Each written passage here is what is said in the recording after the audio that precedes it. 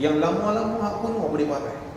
Daripada Allah bagi kelebihan. Tak ramai orang yang macam ni, tuan-tuan. Tuan-tuan tengok. Yang saya nak sebut apa, tuan-tuan? Islam ni satu agama kebenaran yang kita kena yakin. Bila kita cerita pasal Islam, cerita tentang hukum Islam, cerita tentang apa yang ada dalam Quran, orang Islam janganlah bagi ada rasa apa, aku pun tak pasti, boleh kan tak boleh selesai masalah. Jangan ada statement tu.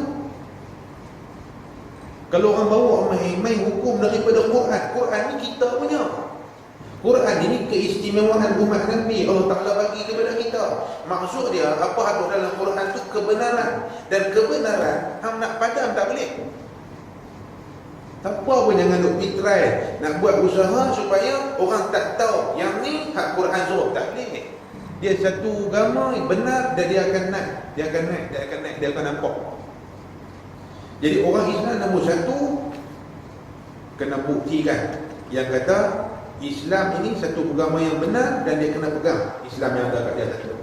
Yang kedua, Islam ni dia agama petunjuk. Sebab tu tuan-tuan, dalam bab apa pun Islam ada penyelesaian. Orang yang mengaji bab perbandingan agama, muqaranah hadisnya dia panggil, perbandingan agama yang ada atas muka bumi, tuan-tuan. Jadi saya dia ambil bidang usuluddin. Saya baca buku-buku yang dia pernah mengaji di Universiti Melaya dulu tentang perbandingan agama Hindu, agama Buddha, apa nama, Taoisme, agama macam-macam tuan-tuan. Buat perbandingan agama ni, tuan-tuan. Tidak ada satu agama yang cerita tentang kehidupan manusia dari A sampai Z melainkan Islam. Orang buat kajian, cari dalam agama lain ada tak cerita kerak kuku daripada mana nak keraknya. Yang ni hak saya duk tengok dialog Dr. Zakir Naik ni, saya suka hak tu. Dia kata kami dalam Islam kami ada Nabi kami, Rasul kami ajar, dan kami boleh buktikan perbuatan sunnah Nabi kami itu ada kebaikan dia. Itu dia. Hatta tuan-tuan, satu ucapan dia kata apa? Kalau Nabi kami ajak kami, Nabi ajak kepada kami, Rasul kami ajak kepada kami, kalau kami nak mencuci atau istinja daripada qada hajat kami pun, Nabi kami ajak nak menggunakan jari mana, kami boleh buktikan penggunaan jari sekian-sekian ada hikmah dia. Nampak? Yang Islam ni dia petunjuk. Dia bukan dia main atas reka Nabi. Nabi buat gini, maka sahabat pun ikut. Nabi buat tu kebetulan kononnya. Kerana Nabi manusia, Nabi orang Arab. So oleh kerana Nabi orang Arab, kebetulan Nabi pakai jubah. Orang Islam jangan fikir gitu. Walaupun adat, tetapi adat yang Allah Ta'ala bawa mai kepada Rasul dia yang nama Nabi Muhammad SAW ni kelebihan dia besar. Dan ada orang buat kajian, tuan-tuan, pasal apa masuk tandas dengan kaki kiri, keluar tandas kaki kanan. Sampai orang buat kajian tentang apa, tuan-tuan? Tentang ni, pergerakan tubuh manusia. Kalau kita masuk dalam tempat yang berair, yang licin, kalau kita suar kaki kanan dulu, apa jadi pada pergerakan tubuh? Adakah satu orang ni akan jatuh pada kadar berapa saat? Kalau dia jatuh, kemungkinan boleh patah tak tulang apa yang akan patah? Orang buat kajian, orang barat buat kajian. Oh, patutlah Prophet Muhammad ni, dia kata kalau masuk tandas ni tempat biasanya ada ayam, ada sabun, ada tempat-tempat pelupak dan sebagainya. Maka kalau masuk kaki kiri, orang yang langkah kaki kiri, kebetulan ayam ada, dia akan terseret. Kalau dia terseret, dia mesti boleh imbang. Daya keseimbangan badan dengan kaki kiri itu, dia buat kiraan. Dia boleh save tak badan dia daripada jatuh. Last sekali dia buat kesimpulan apa? Langkah kaki kiri itu lebih baik daripada kaki kanan dari sudut keseimbangan badan kalau nak jatuh. Ambil macam tu. Jadi cerita Islam ni kena banyak baca. Kalau tak baca, tak tahu. Itu contoh yang saya bawa, yang sempatlah saya tengok perdebatan Islam di antara orang Islam kita yang hebat-hebat dengan orang-orang yang bukan Islam, sehingga ramai orang yang masuk Islam atas hujah-hujah orang-orang yang macam ni, Dr. Zakir, Ahmad Didat, apa semua ni. Nah, muslimin dan muslimat yang dirahmati Allah. Itu Islam, dia panggil al-huda, petunjuk. Dan Islam itu cahaya, dan Islam itu sinar, dia kata. Yang dikuatkan dengan segala dalil. Islam satu agama yang ada dalil, bukan mereka. Dan sebenar dan sinar itu lebih sempurna dan lebih terang daripada cahaya. Kerana firman Allah Subhanahu wa taala, huwallazi ja'ala asy-syamsa dhiya'an wal qamara nura. Artinya ia jua Tuhan yang menjadikan akan matahari tuan-tuan tengok. Allah guna matahari, Allah tak kata cahaya. Allah tak kata asyams nur, tak. Asyams dhiya, dia panggil. Dhiya bermaksud apa? Sinar. Sinar lebih kuat daripada cahaya. Jadi Islam dia main dengan dua nama. Satu apa dia? Satu dengan nama An-Nur, satu Dhiya. Dia panggil Dhiya ni sinar. Satu lagi Nur, dia cahaya. Baik. Dan Allah guna perkataan qamar dengan nur, dengan cahaya. Bulan dia cahaya, matahari sinar. Jadi Islam dia main dalam dua bentuk itu. Dia sinar dan dia cahaya. Maksud dia tuan-tuan, Islam ni dia menyuluh. Dan dia boleh jadi sinaran sampailah dalam kecil-kecil perkara, sebesar-besar perkara, semua Islam dia bagi penyelesaian. Begitu. Baik, sambung lagi. Wa innal Qur'ana kalam Allah minhu bada bila kaifiyah qawla wa anzalahu ala rasulihi wahya wa saddaqahu al-mu'minuna ala dhalika haqqan wa ayqanu annahu kalam Allah ta'ala bil haqiqah laysa bi makhluqin ka kalamil bariyah. Panjang ni tentang Quran ni kan. Faman sami'ahu faza'ama annahu kalamul bashar faqad kafar wa qad zammahu Allah wa 'abahu wa aw'adahu bisaqar haitsu qala Allah ta'ala sa'uslihi saqar. Falamma aw'ada Allah bisaqar liman qala in hadha illa qaulul bashar alimna wa ayqanna annahu qaulu khaliqil bashar al-bashar wa la yushbih qaulal bashar. Ini cerita Quran kita duk baca hari-hari. Ini dia punya apa nama madah dia ataupun matan yang dia bawa. Baik, kata Syekh kita ni, dan bahawasanya Quran itu perkataan Allah Ta'ala. Kita semua tahu tak? Sebut Quran ni perkataan Allah, semua tahu. Tapi berapa ramai orang pegang perkataan Allah itu sebagai perkataan Allah. Pegang perkataan Allah sebagai perkataan Allah tak sama dengan tahu kata Quran perkataan Allah. Tak tahu? Kalau kita tanya semua orang Islam, semua akan kata Quran kalamullah kan? Mesti, pasti tanya hak mayang berkata hak gitu, hak tak mayang kata gitu, hak tutup Arab sama jawapan, hak tak tutup Arab sama jawapan, hak lawan Islam sama jawapan, hak tak lawan hak sokonglah sama jawapan. Sama je jawapan. Semua akan kata apa? Al-Quran kalamullah. Tapi Syekh kita ni dia nak bawa main, bukan setakat kita ni faham yang kata Quran itu kalam Allah. Quran itu kalam Allah yang kita terima dia sebagai kalam Allah dan kita pegang dan kita berdiri dengan dia. Maksud dia amal kalam Allah. Satu.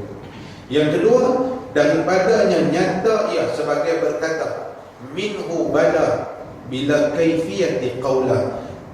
Daripadanya nyata ia sebagai berkata. Maksud dia tak ada kaifiyah, tak ada cara. Contoh jangan pula bila kita baca Quran, Bismillahirrahmanirrahim, Qul huwallahu ahad. Allah Ta'ala keluar surah macam ni tak? Dia punya ayat dia tu macam kita baca. Adakah Allah ni dia kaifiyah dia macam tu juga? Kalam dia kalam macam kita duk baca dengan telinga ni. Qul huwallahu ahad. Tu dia nak membentuk iman kita ni, mengaji akidah ni tuan-tuan. Kadang-kadang dia main intih tu. Kita hari-hari baca Quran, sayaqulu sufaha'u minan nasi ma wallahum an qiblah. Kita baca hak itu, kadang-kadang kita terlintas dalam kepala, kalam Allah yang aku baca ni, kalam Allah ni didengar macam aku dengar ni, sayaqulu sufaha. Kalam Allah ni kaifiyah, kaedah dia, bentuk dia, bunyi dia, tulisan dia macam ni kan. Jadi tuan-tuan, Quran yang ada dekat kita tu kita panggil apa? Mushaf. Hakikat dia kalam Allah.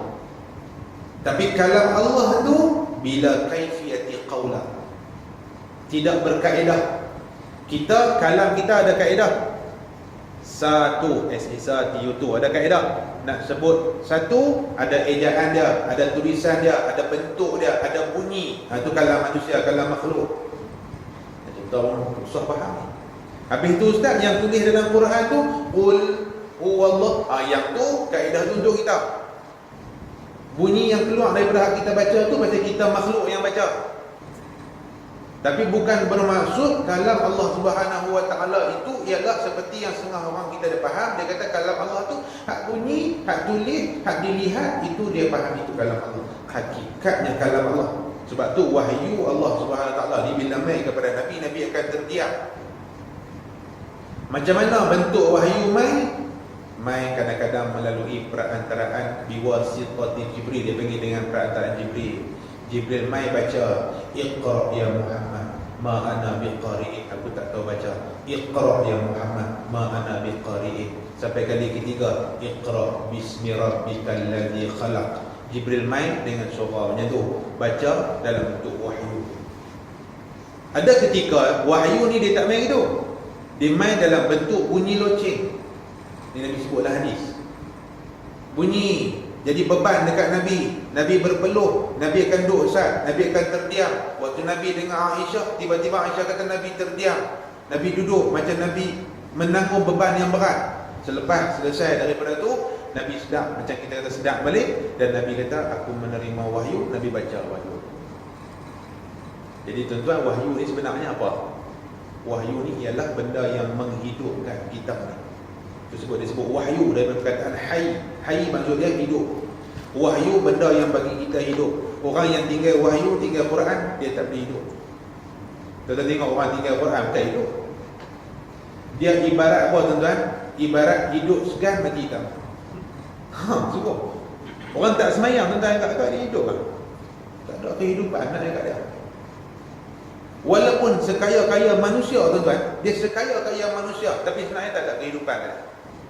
Hak hidup macam kita macam tuan-tuan. Hak tahu waktu semayang, hak tahu kewajipan, hak tahu kefarduan, hak tahu ketaatan pada Allah, tahu mana halal, mana haram. Sebab tu kita hidup. Dan kehidupan kita ni hidup. Ada hidup bermasyarakat, ada hidup berkeluarga, ada hidup ibadah, ada hidup. Orang tak ada agama tak hidup. Jadi kita jangan heran kalau orang kafir, orang bukan Islam tuan-tuan, kehidupan dia apa? Tak sama macam kita. Memang tak sama. Tiba-tiba kita pergi jadi sama macam dia. Kita lah buruk. Nampak tak tuan-tuan? Kita ada kehidupan. Orang Islam, dia menerima wahyu. Bila dia terima wahyu, dia ada kehidupan. Kehidupan dia ialah macam mana? Macam Allah Ta'ala susun main kat kita. Jadi kena ikut macam Tuhan susun. Tuhan susun macam mana? Waktu solat lah macam ni. Mesti ikut. Kalau tak ikut, dia lari daripada tiun dia. Habis lari. Bila lari tuan-tuan, tak ada kehidupan. Cuba tengok orang yang tak semayang, serabut. Orang yang dapat isteri tak mau taat perintah Allah, muka pun nampak serabut dah. Orang yang dapat isteri taat perintah Allah, muka dia pun nampak jernih seronok. Orang yang kenal rumah Allah dengan orang yang tak kenal rumah Allah, tuan-tuan tengok, lain beza, dia beza. Sebab tu tuan-tuan, orang apa nama, kalau kita tengok wajah-wajah orang yang masuk Islam, yang asal daripada bukan Islam, bila dia masuk Islam, wajah dia totally Tuhan bagi. Orang beriman nampak. Walaupun dia main, kulit dia hitam manis, kulit dia tak putih. Dia lah main daripada bangsa India, payah nak cari putih, tapi cernih, bercahaya, segak, nampak berseri, lain. Kalau tuan-tuan ada pernah kesempatan bersama dengan majlis-majlis orang mengucap apa nama, 2 kalimah syahadah, orang bukan Islam masuk Islam, tuan-tuan, kita akan tengok lain. Wajah dia kalau kita ambil gambar sebelum dia masuk Islam dengan selepas dia masuk Islam, 2 wajah yang berbeza Tuhan bagi. Baik-baik kepada cerita kita tadi, wahyu Allah Ta'ala yang kata Quran ini yang ada dekat kita itu ialah mushaf yang dibawa main, ditulis, dan tulisan itu boleh dibaca dan kita boleh faham, kita boleh amal. Kerana kita makhluk, kita berhajat pada tulisan. Kita makhluk, kita berhajat pada dengar bunyi. Tengok tulisan tak faham, tu guru baca qul, oh ni bunyi dia qul. Jadi kita berhajat pada bunyi. Kita makhluk, kita berhajat. Tapi hakikat kalam Allah ni bila kaifiyati qawla, tak ada kaifiyah. Nah, begitu. Wa anzalahu ala rasulihi wahya, dan membenarkan akan dia oleh sekalian yang beriman atas demikian itu sebenar-benarnya, dan diturunkan akan dia atas pesuruhnya sebagai wahyu. Wa saddaqahul mu'minuna ala dzalika haqqan. Di bawah sana bagi kedua tuan-tuan terjemahan Melayu tu, dan membenarkan akan dia oleh sekalian yang beriman. Atas demikian itu sebenarnya orang beriman membenarkan Quran. Wa aiqanu annahu kalamullah ta'ala bil haqiqah, dan yakin mereka itu akan bahawa Quran itu perkataan Allah Ta'ala dengan sebenar. Jangan pula ada orang pertikai pula nanti kata had ada kat kita tu semua tu usaha Sayyidina Osman ni makhluk, dia manusia. Yang ni orientalismenya idea. Sayyidina Osman, Zaid bin Sabit, ni semua sahabat-sahabat Nabi, dia manusia, dia tulis kalam Allah, boleh jadi buat silap. Memang buat tu kalau Allah dia kata begitu. Tapi depa yang tulis, bila depa tulis, depa tu tangan apa? Tangan makhluk, bukan tangan Khalik, bukan tangan pencipta. Boleh jadi dah depa silap, boleh jadi dia main macam tu. Wa annahu kalamullah ta'ala bil haqiqah. Kena yakin kata ada kat kita tu sebenar-benar Quran. Tiada ada yang makhluk seperti perkataan makhluk. Laisa bi makhluqin. Quran bukan makhluk, ka kalamil bariyah, seperti kalam makhluk lain. Maka barang siapa faman sami'ahu faza'ama annahu kalamul bashar faqad kafar. Barang siapa mendengar ia akan dia, maka menyangka ia akan bahawasanya perkataan manusia. Siapa yang berkata Quran tu bukan kalam Allah, kalam manusia, kalam makhluk, maka sesungguhnya telah kafir dia. Ini akidah kita yang wa qad zarmahu Allah wa 'abahu wa aw'adahu bisaqar. Dan sesungguhnya di atas sana muka surat 47 telah mencela akan dia oleh Allah Ta'ala, dan mencacahkan ia akan dia, dan menjanjikan ia akan dia dengan api neraka saqar. Kerana berfirman oleh Allah Ta'ala, selagi aku masukkan akan dia ke dalam api neraka yang bernama saqar. Maka tak kalau menjanjikan Allah Ta'ala dengan api neraka saqar akan mereka yang berkata tiada ini Quran melainkan perkataan manusia. Tuhan aku kata Quran ni kalam manusia, Tuhan aku adalah neraka saqar. Nescaya mengetahui kita dan yakin kita akan bahawasanya Quran itu perkataan Tuhan yang menjadikan manusia, dan tiada menyerupai ia akan perkataan manusia. Tuan-tuan dengar Quran, dia tidak pernah jemu Quran. Nabi kata Quran ini ialah kalam Allah yang tidak pernah jemu oleh ulama menggali ilmu dia, tak pernah jemu. Adakah sampai hari ini tuan-tuan, dah berapa ribu tahun dah Quran sampai kat Malaysia ni tuan-tuan, 1400 tahun lebih dah. Ada tak tiba-tiba ada ulama dia muncul, dia kata apa? Tak boleh, tak ada kajian lah kita boleh buat atas Quran, tak ada dah. Tak ada. Tak akan habis kajian atas Quran. Kalau kita fikir buku-buku lain lah tuan-tuan, kalau ada macam sehebat-hebat buku apa pun yang dikarang atas muka bumi ni lah, kalau ramai dah terbayang mana pun habis orang kaji. Tak tahu nak buat PhD ke mana, tak tahu dah. Ambil buku apa kan, buku pejuang India yang hebat, Mahatma Gandhi. Orang dah buat dah PhD tentang dia. Buat kajian psikologi orang buat dah dia macam mana. Buat kajian tentang kehidupan dia macam mana. Buat kajian perjuangan dia, buat kajian ideologi dia. Berapa kajian boleh buat kalau tuan-tuan daripada buku tentang dia? 50 PhD pun dah banyak dah. Ada 50 orang dapat doktor atas kajian dia, mai orang ke 51, aku pun tak tahu nak guna ke mana dah cerita dia ni. Tak tahu dah. Kena pergi cari buku orang lain pula. Quran tak ada tuan-tuan. PhD ni daripada tu, kalau kita kata Universiti Azhar, tuan-tuan, berapa doktor dah duk keluar, berapa ribu, puluh ribu dah pun doktor yang duk ada tuan-tuan. Hari ni pilah kuliah Quran. Orang duk buat lagi PhD bidang Quran. Ada sahabat saya buat PhD tentang Quran ni tuan-tuan, kaji kalimah wow sahaja dalam Quran. Tuan-tuan nampak dia kata ilmu Quran tu. Kita tak betul kan buat PhD wow sahaja dalam Quran. Wow sahaja. Wow sahaja, ada wawul qasam, ada wawul ataf. Tu orang bahasa buat kajian. Kalau orang qiraat buat kajian, wow pula wow boleh. Cara qiraat. Orang bahasa wow qasam, dia panggil wow demi. Wal 'adiyati dhabha, demi. Nampak?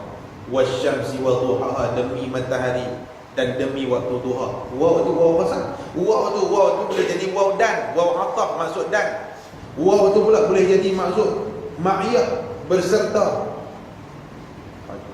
Quran tuan-tuan, yang kata Quran ni tuan-tuan, tu orang bahasa saja, apa-apa ibu PhD boleh buat tentang bahasa saja. Ambil perkataan lan, buat PhD buat lan saja.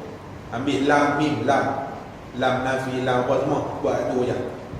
Dapat berapa puluh PhD, berapa ratus PhD. Orang qiraat ni pula dia nak buat kajian tentang apa? Bacaan sekali-sekali. Tentang bacaan saja dia nak buat. Tu cerita kata Quran ni tak jemu. Orang mengaji tak jemu, orang buat kajian tak jemu. Kita hak awam-awam ni pun tuan dengar Quran, mana ada orang kata ish. Itu bukan baca dah imam. Qul huwallahu bukan baca dah. Tak ada siapa pun pergi kata-kata imam tu imam duk khuliya, yang ni maghrib ni khuliya. Qul huwallahu alam tarakai idza jatuka lah sama selera lah sikit ni main pun tak ada tuan-tuan. Baca alam tarakai ni daripada kita kecil sampai lah tuan-tuan tak pernah jemu. Main dia ni baca dengan lagu Ras, dia ni dengan lagu Bayati. Surah tu surah yang sama. Alam tara kaifa fa'ala rabbuka bi ashabil fil. Main tu imam ni pun baca ayat tu juga. Mana ada orang jemu? Pi Masjid An-Najah pun duduk dengan alam tara kai, pi mana apa alam tara kai. Satu dunia baca surah tu. Tak ada siapa kata penat dulu ada dengar. Tak ada dengar.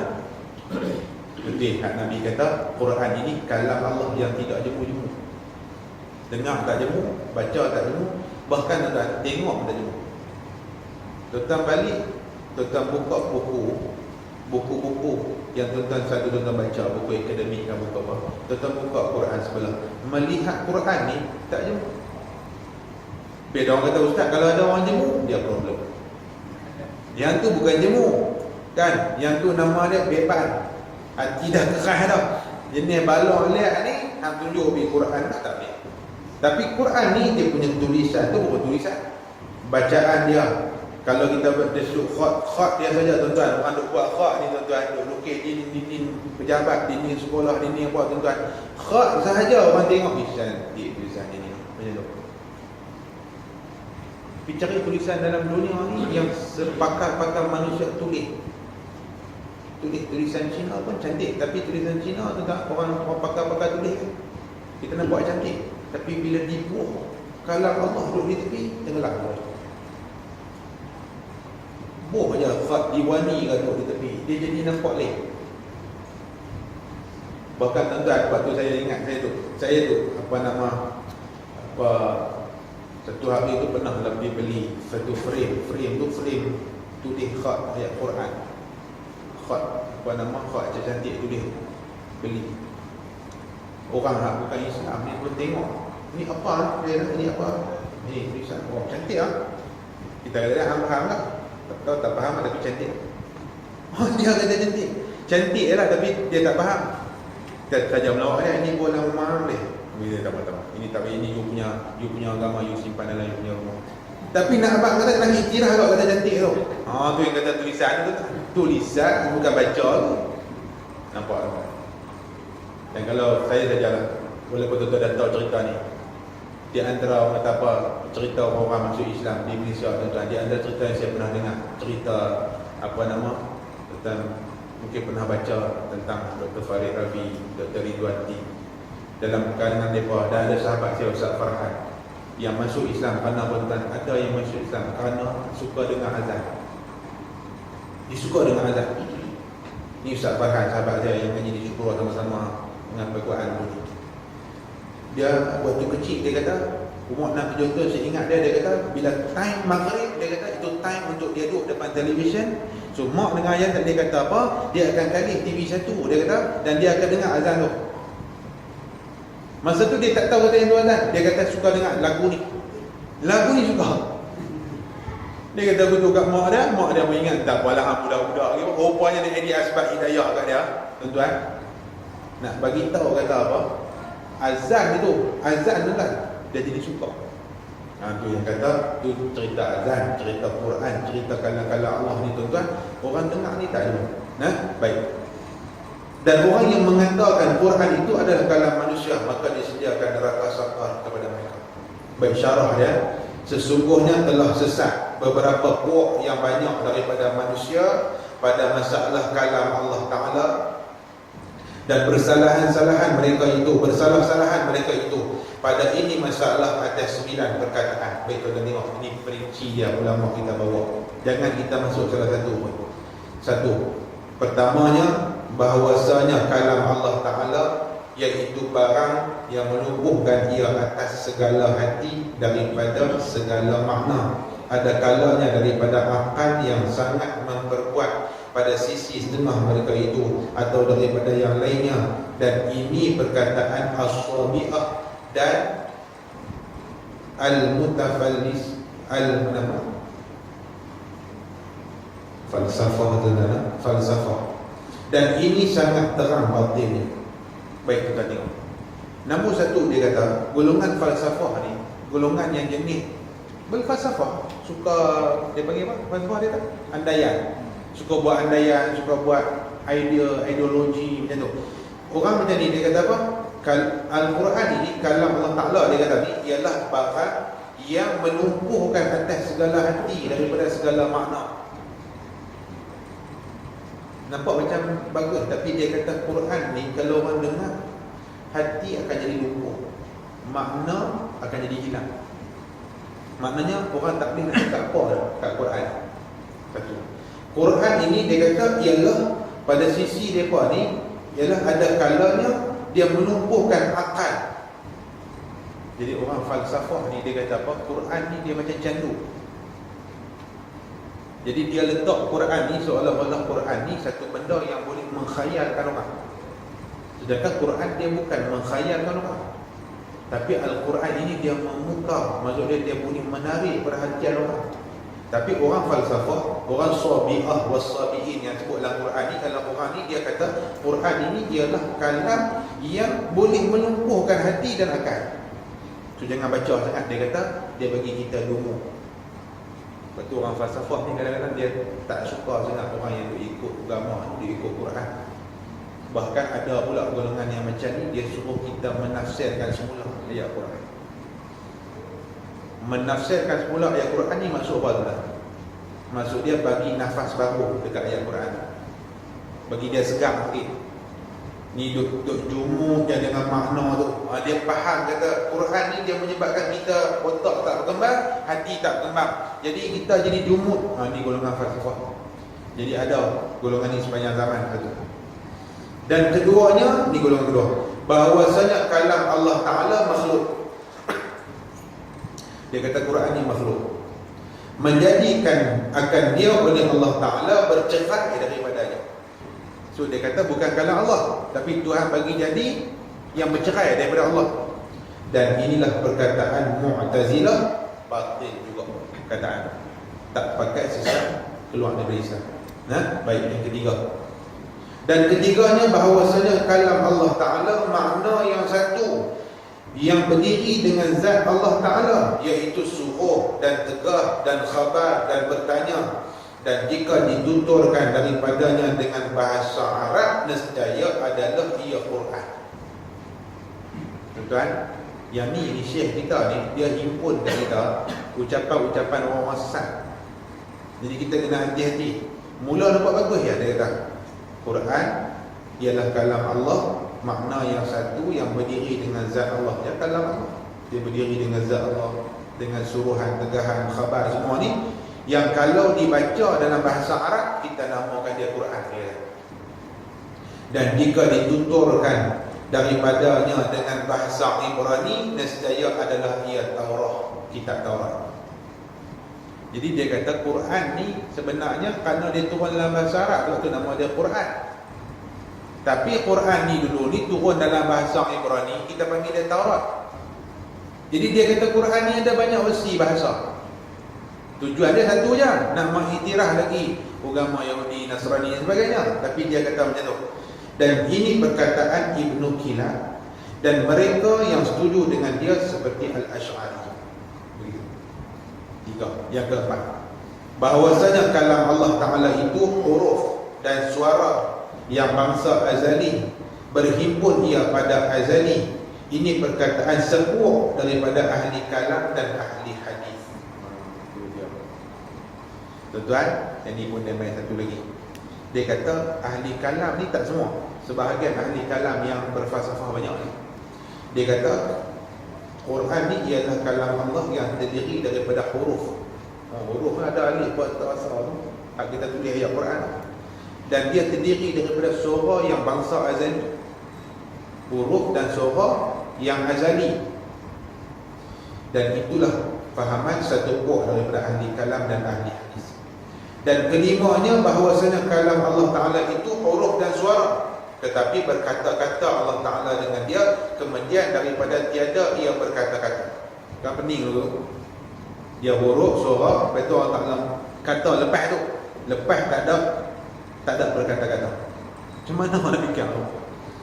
Dan ini perkataan Al-Karramiyah dan lain daripada mereka itu. Kita baca dulu.